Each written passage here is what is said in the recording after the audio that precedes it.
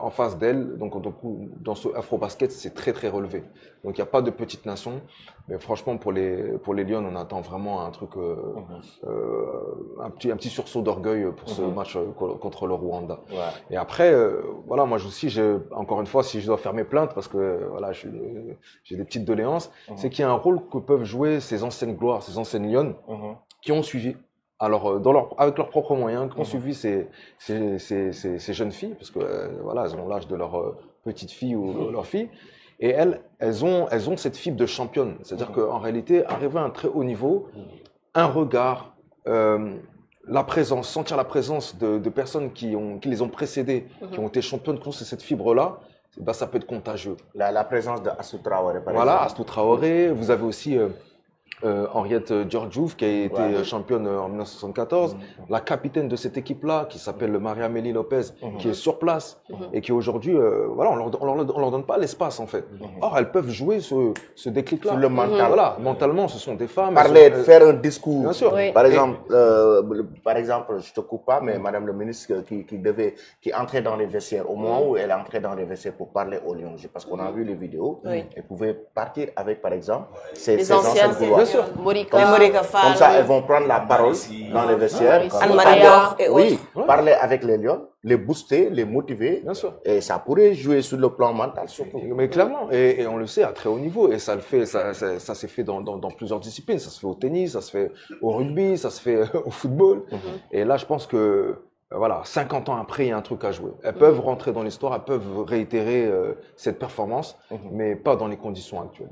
Moi, si je peux, voilà, moi, passer un message, c'est laissez-leur leur place aux Lyon, celles qui ont déjà décroché le titre. Elles ont 12 titres, donc du coup, il y a une génération de Lyon qui peuvent voilà, leur transférer ce virus-là. Parce que c'est des choses qui peuvent pas, même un entraîneur, quoi qu'il en soit, il pourra pas faire ce déclic quand même. Voilà. Et je pense que voilà, si j'ai un appel à passer, c'est aussi ça. Hier, on l'a dit, parce que l'entraîneur, quoi qu'on puisse dire, il est étranger. Donc, il y a un message de fibre patriotique que, par exemple, une ancienne gouloire peut faire passer, que l'entraîneur ne peut pas faire passer. Ou bien même que ses adjoints peuvent faire passer. Qui peut faire aussi défaut. Plus que, voilà, puisque le gars parle anglais, donc voilà, il y a la langue. Est-ce qu'il connaît la aussi présence des anciennes, vraiment, aller booster peut-être les Exactement, Lions. donc c'est très important. Et puis, il y a Astou Traoré qui a été honoré aussi. Hier, j'ai vu, pas un statut, mais plutôt qu'on a un poster, un panneau à son image. Je pense à l'entrée même du stade. Du stade, oui. Donc, qui est la meilleure marqueuse de l'histoire de l'Afro-Basket. La meilleure marqueuse de l'histoire de l'équipe nationale de basket du Sénégal. Donc, à l'époque, là, le jeu des Lions, sur le plan technique, qu'est-ce qu'on doit améliorer? Parce que moi, personnellement, je pense qu'on manque quand même des tirs à 3 points. Honnêtement, au-delà de l'adresse, parce que l'adresse, en fait, ça se règle, d'accord? Mais au sein même de l'équipe, un œil d'expert, il voit qu'il y a un manque de cohésion en réalité. Et après, sur la partie agressivité, sur le jeu, voilà, c'est pas encore là. Pour moi, c'est des chats, c'est pas des lions. Elles arrivent trop timidement. Là, il faut rentrer dedans. C'est du haut niveau du basket. C'est-à-dire qu'aujourd'hui, on n'a plus rien à envier à ce qui se fait de mieux en Europe ou aux États-Unis. Ça se passe ici sur le continent, c'est du high level. Et il faut qu'elle monte les crocs. Voilà, donc, moi, je pense que voilà, c'est la cohésion, ça peut se régler. Bon, encore une fois, elles sont jeunes, donc du coup, il y a une marge de progression. Mentalement, je pense qu'il y a un déclic à avoir. Donc, je pense que ce virus-là, il peut être transmis par d'autres personnes, d'autres tiers. Et ensuite, sur l'agressivité, il faut y aller, il faut rentrer dedans. Les gens ne sont pas là pour faire de la peinture. C'est vrai, l'agressivité qui a peine face à l'Ouganda. Donc, l'Ouganda, les joueuses ougandaises ont été très agressives. Donc, et ça s'est montré dans ce match. Le Sénégal qui mène au score 9 points d'écart, l'Ouganda qui revient sur le plan physique, qui dépasse, et on a vu les rebonds, elles ont gagné des rebonds et tout. C'est-à-dire que l'équipe du Sénégal doit améliorer sur ce point.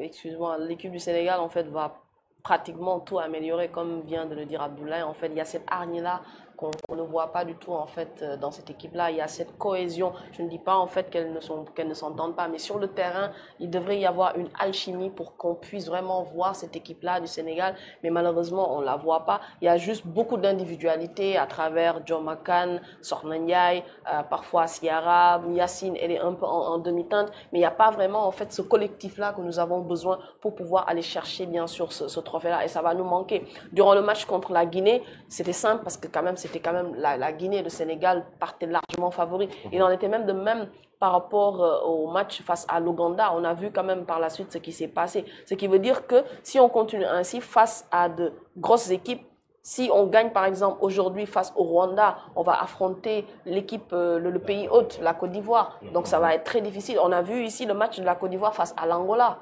Donc franchement, c'est une équipe qui est très physique. C'est une équipe au rebond, en fait, elles vont certainement nous damer le pion. Donc il va falloir beaucoup plus rehausser le niveau et surtout réussir les tirs à 3 points. Sinon, là, ça va être, comme l'a titré le quotidien L'équipe, ce sera une élimination précoce et historique. Donc, face au Rwanda, quelle sera la clé du match? La recette magique. C'est un peu présomptueux de dire la clé, mais clairement, ça va se jouer au cœur. C'est-à-dire, voilà, encore une fois, quand tu es outsider et quand tu n'as rien à perdre. Donc, quand vous avez une équipe qui savent jouer en équipe et qui n'ont rien à perdre, c'est redoutable. Moi, je pense que, je sais pas, peut-être qu'elles ont trop de pression, je sais pas. Il y a un truc, en tout cas, il y a ce déclic à avoir. Et ce déclic, il va se faire d'abord en dehors des vestiaires, ou en tout cas en dehors du terrain. Et ensuite, elles vont pouvoir s'exprimer comme il faut. Je pense, la clé, c'est de jouer plus agressif, encore une fois. Il faut pas être timide. En réalité, là, on veut pas de politesse. Là, sortez les griffes et allez, vraiment. C'est la seule chose. Sinon, techniquement, elles sont fortes. Voilà. Dans l'impact, ça va, mais l'agressivité, l'effort en équipe, c'est là où on voit un peu le manque de cohésion. Parce que le choix du coach, enfin, en tout cas, même le coach adjoint, ils font des bons. Je trouve qu'ils font des bons choix tactiques. Stratégiquement, ça va. Pour moi, j'ai rien à dire là-dessus. Mais c'est sur d'autres aspects et qui pêchent au haut niveau, clairement. Voilà. Maintenant, vous l'avez dit tout à l'heure, hein, c'est pas techniquement, tactiquement, elles sont bonnes. Maintenant, quel doit être le discours du staff si on sait que est-ce que mentalement elles seront préparées? Parce qu'on dit que si elles ne gagnent pas aujourd'hui, elles vont rentrer. C'est leur mettre de la pression. C'est leur mettre de la pression. Est-ce qu'elles ne sont pas déjà sous pression? Oui, ça c'est clair. Oui. Comme toutes les équipes, toutes les teams, elles sont sous pression. Mais là, en réalité, elles sont entre le marteau et l'enclume, mais ça, c'est pas bon. En fait, il faut les accompagner. Et en réalité, c'est pour ça que j'ai dit tout à l'heure que c'est un cri d'alerte. Vous avez les championnes, 12 titres, elles sont sur place, elles sont dans l'ombre. Elles n'ont qu'une envie, c'est d'aller voir leur petite sœur, les serrer dans les bras, leur dire, écoutez, nous, nous on est là et la nation, tu vois, ce genre de discours qu'elles ont besoin d'entendre et de sentir. Si vous leur laissez pas la route, si vous leur barrez le chemin, bah voilà. Et ça peut être une clé. C'est un déblocage mental qu'il faut avoir. Là, à ce moment-là, c'est de la préparation mentale. Et je pense qu'elles n'en ont pas eu assez. Voilà. Mais est-ce qu'une pression est bonne actuellement? Parce que quand même, là actuellement déjà, l'équipe est sous pression. Si le staff aussi va rajouter une couche en mettant une pression, on va dire en mettant encore une pression, est-ce que ce sera pas trop excessif quand même? Parce que déjà l'équipe actuellement, déjà c'est le Sénégal. Normalement, le Sénégal ne devait pas du tout jouer les barrages. Parce que quand même, c'est l'équipe vraiment la plus titrée de cet Afrobasket. C'est compliqué la tâche. Voilà, on s'est vraiment compliqué la tâche. Maintenant, l'équipe est sous pression. Mais est-ce que si le staff technique en rajoute encore plus, est-ce que ce ne sera pas quelque chose qui risque d'exploser? C'est en ça où je vous dis, en réalité, il faut déjà, la pression, c'est pas bon. D'accord? La pression, c'est pas bon, mais elle est là, elle existe. Donc, il faut l'affronter, il faut la dépasser. Maintenant, j'ai donné un outil. C'est-à-dire qu'il y a des personnes qui peuvent désamorcer ça, qui sont en dehors du staff technique. Ça, là on est dans l'émotionnel, on est dans le mental, on est dans l'affectif.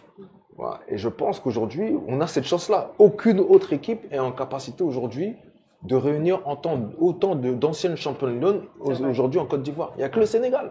Et c'est pas, je répète, c'est pas la plus titrée en Afrique, c'est la plus titrée au monde. C'est 24 podiums continentaux. Moi, je pense qu'il ne faut pas rajouter de la pression sur de la pression. Il faut apporter des outils ou créer des situations. Et là, la seule situation, c'est que le président de la fédération qui est sur place, l'ambassadeur du Sénégal qui a compris le message et qui en a parlé en disant, voilà, peut-être qu'il faudrait leur laisser un petit cadre d'espace, une petite bulle où elles peuvent se crever l'abcès, je ne sais pas quoi, mais faire en sorte que le déclic se passe. Tactiquement, je vous ai dit, l'entraîneur, il est excellent. Son staff, il est excellent. Stratégiquement, c'est excellent. Ces filles-là sont prêtes pour l'afro-basket. Mais leur entrée est timide. Et ça, c'est pas... je vous dis, on est des humains, on n'est pas des robots. C'est pas des robots. Vous mettez pression sur pression sur pression. Et puis avec l'encre qui va couler, avec les médias, etc., c'est compliqué. Mais sur place, il y a des choses, il y a des robots, il y a des choses que les humains peuvent transmettre. Voilà, de l'énergie positive, ce genre de choses qui peuvent mettre le déclic.